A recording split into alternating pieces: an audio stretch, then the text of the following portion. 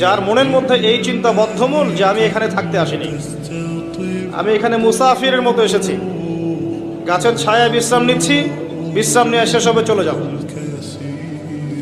যারাই আল্লাহ দ্রোহিতায় লিপ্ত হচ্ছে, শিরিক করছে, বেদাত করছে, হারাম খাচ্ছে, ঘুষ খাচ্ছে, সুদ খাচ্ছে, জেনা করছে, আল্লাহ দ্রোহিতা করছে, আল্লাহর বিধানকে অস্বীকার করছে, তারা ইনডাইরেক্টলি ধরে নিয়েছে যে তারা মনে হয় পৃথিবীতে চিরকাল থাকবে। লিখে ফেলেছে কিয়ামত পর্যন্ত কি কি হবে। অতএব আপনার রিজিক নিয়ে এত টেনশন করার কোনো দরকার নেই।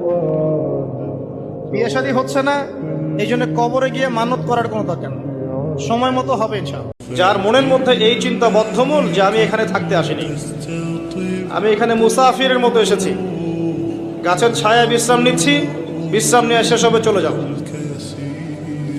যারাই আল্লাহ দ্রোহিতায় লিপ্ত হচ্ছে, শিরিক করছে, বেদাত করছে, হারাম খাচ্ছে, ঘুষ খাচ্ছে, সুদ খাচ্ছে, জেনা করছে, আল্লাহ দ্রোহিতা করছে, আল্লাহর বিধানকে অস্বীকার করছে, তারা ইনডাইরেক্টলি ধরে নিয়েছে যে তারা মনে হয় পৃথিবীতে চিরকাল থাকবে। লিখে ফেলেছে কিয়ামত পর্যন্ত কি কি হবে। অতএব আপনার রিজিক নিয়ে এত টেনশন করার কোনো দরকার নেই।